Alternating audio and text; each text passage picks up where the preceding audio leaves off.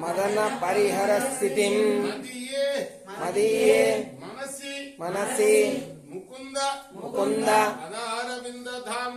పదారవిందధామ్ని హరనయన కృశానునా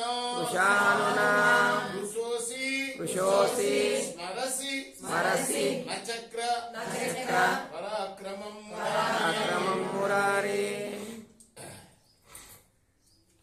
ఇప్పుడు రాజుగారు కులశేఖర్ గారు మన్మధుని ప్రార్థిస్తున్నారు. అయ్యా మన్మథ, భగవంతుడి పాదార విందాల్ని ధ్యానిస్తే నా మనస్సును మోహించవాక, నువ్వు ఆక్రమించవాక. ఎందుకంటే ఇప్పటికే హరుణి కంటి మంటలకి దగ్ధం అయిపోయావు ఒకసారి. ఇప్పుడు మరి ఒక్కసారి నువ్వు సుదర్శన చక్రం యొక్క ప్రభావాన్ని గుర్తు తెచ్చుకో.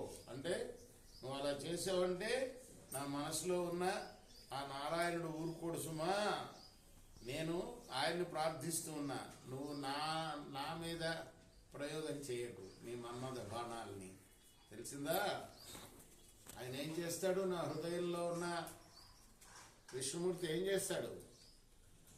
చక్రంతో ఖండిస్తాడు నీ తలకాయ. కాబట్టి హరుడి కంటలకి ఇదివరకు శివుడి కంటి మంటకి దగ్ధం అయిపోయావు, ఒకసారి మళ్ళీ అటువంటి పని చేయవాక అని ఈ శ్లోకానికి అర్థం. అండా తిరువడికని శరణం.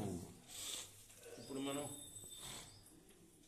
మా గురుగారు జీవి రంగాచార్యులు గారు రాసిన గోదాదేవి గ్రంథాన్ని, అలానే తిరుమల తిరుపతి దేవస్థానం వాళ్ళు ప్రచురించిన గ్రంథంలో, ఆయన రాసి వీళ్ళు ప్రచురించిన గ్రంథంలో ఒకటి రెండు పుటలు చెప్పుకుందాం.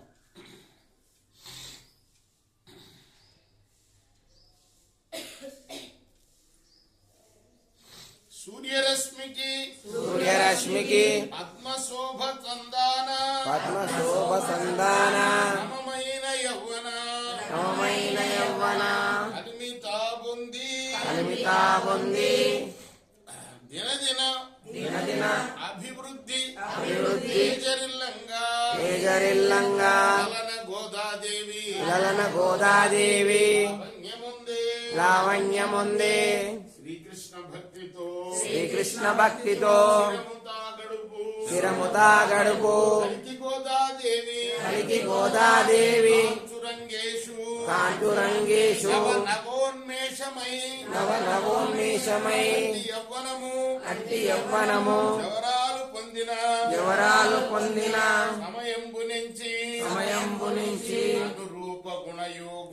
అనురూప గుణయోగుడవు అనగుడవు వానికి కొరకు అన్వేషింపగోరి నెమ్మదిని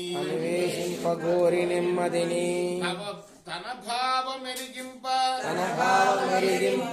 తనయవచించే జనకునకు ఈ రీతి సద్భక్తితోడా మురవైరి